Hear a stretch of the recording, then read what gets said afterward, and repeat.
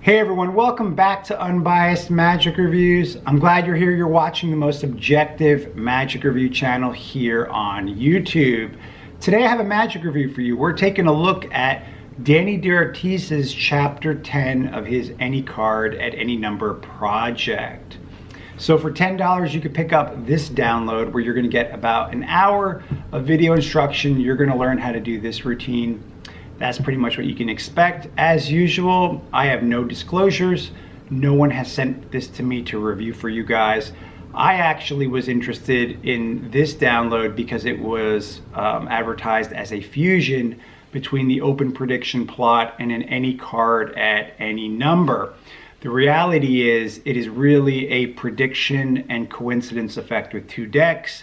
And if you take a deeper look at it, it's actually a small variation of another routine that Dani DaOrtiz put out over 2 years ago, which I actually reviewed on this channel.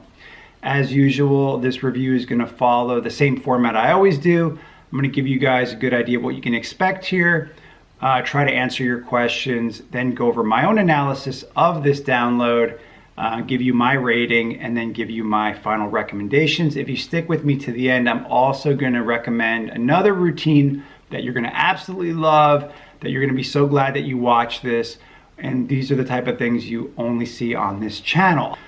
So what can you expect here? So on this download, you're going to watch a live performance of Dani DaOrtiz performing this, where he takes out a deck of cards, he dribbles them on the table face up, he takes out a second deck and has somebody make a selection, but they can't look at it.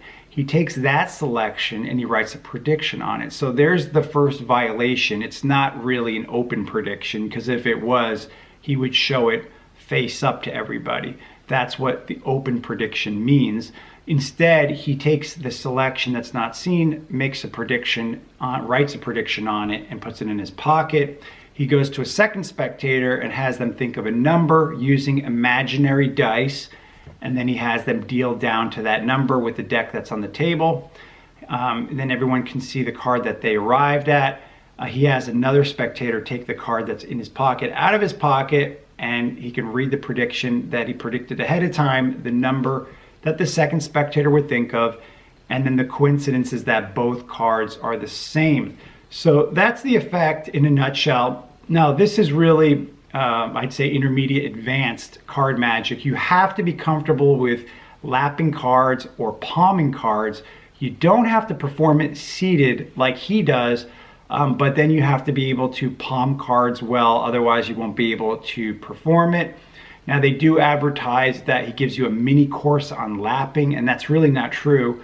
He just goes over a couple of tips and nuances about lapping. So if you're not comfortable with that, then you may not like this.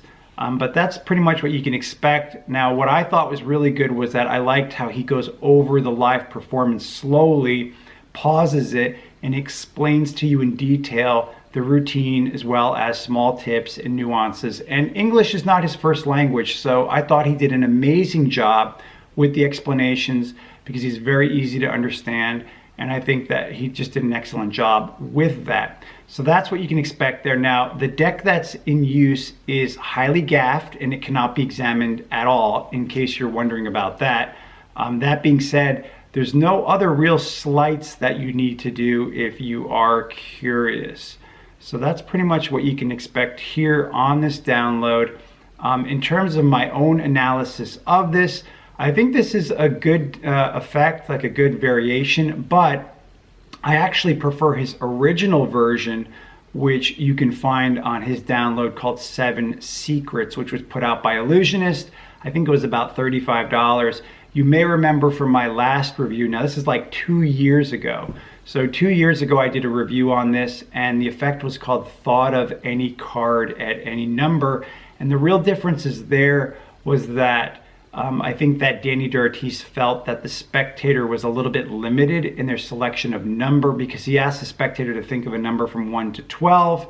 He takes out a deck and he puts it on the table, and he uses a second deck where the magician takes out a card as a prediction and writes a prediction on it, puts it in his pocket.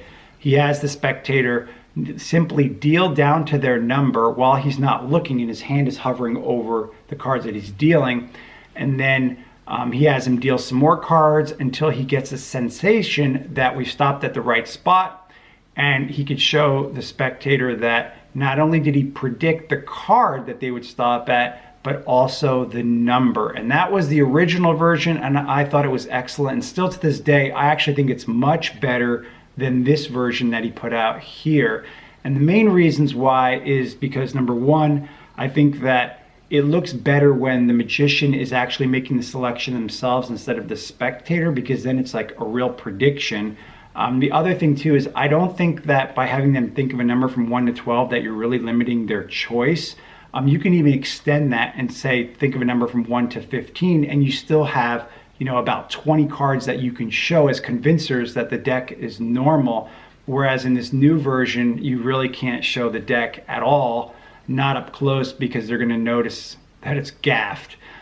So the original version, only about half of the deck was gaffed. So I think that that has a lot to say for itself. The other thing too is that the process of coming up with a number is so simple. You just tell a spectator, think of a number, you know, and it's very simple. This idea of using imaginary dice, it just muddies the water. It makes it a lot more complicated and more procedure. Telling somebody, you know, well, think of a number, but imagine rolling some imaginary dice. I mean, that just complicates things, and that actually feels to me more restrictive because it feels weird. It's a lot easier just to tell somebody, hey, listen, think about a number from 1 to 15. Any number you want, just think of one. Don't tell me though, just keep it in your mind, right? In this newer version, you actually have to ask them a question. You have to do some fishing, which unfortunately, again, that kind of telegraphs a little bit that, you know, you need to know their number. In the original version, you don't know their number until the very end, which is what makes it so good. And you actually never really need to know their number, which is what's so awesome. You don't even need to know their number. Whereas in this newer version, you need to know their number. So the original version, it just feels so much stronger in that way. So those are the things that I have to say about it in terms of pros and cons. I would favor the original version, especially because for $35, you're getting 6 more routines, whereas here for $10, you're just getting the 1 routine. So those are my thoughts on that. In terms of the rating here, in terms of originality, I would give him 3 out of 5. You know, the original ideas here are not his, but the way he uses them is very original. So I give him 3 out of 5 for originality. In terms of creativity, I gave him 4 out of 5 because I thought it was really creative what he's come up with here. The teaching, as I mentioned before, was top notch. So I give him 5 out of 5 for the teaching. In terms of practicality, I would really rate this as 1 out of 5 because you got to carry around 2 decks. And it's something that you're pretty much going to have to perform seated at a table. So it's really not practical. In terms of the price, I would give it 2.5 out of 5 because you're paying $10 for one effect. Kind of seems like a ripoff when you think about it, especially when you could pick up 7 secrets, as I mentioned before, for a little bit more, and you get so much more for your money. And then finally, audience reactions. I got really good reactions with this over the past 2 months. I would rate it as 4.5 out of 5. That being said, though, I got just as good reactions as I mentioned before with the original routine. The final rating that I would give for this is 3.33 out of 5. That's a favorable rating. If this sounds like something you would like, then maybe you should pick it up. But in terms of my own recommendations, I would recommend instead that you pick up 7 secrets. I think you're going to get so much more for your money, and I think the original version is so much better, especially because I really like that you could show like half of the deck as normal. The deck really passes the mustard. You don't have all of that procedure involved, and it just seems totally impossible how you could have predicted ahead of time the number that they would think of. And I also like the extra added mental part of the effect where you're holding your hand over where they're dealing and you're not looking, and yet you tell them to stop and you've stopped them at the card. It just feels like more of a prediction type effect overall. I like it a lot more. I got better reactions with it. So that's why I recommend that to you guys. In terms of other routines that I think you may want to take a look at, there's one in particular that I'm going to recommend, a top-notch recommendation here for you guys. And this was put out by Al Baker in his book, The Secret Ways of Al Baker, and it was called Albaca.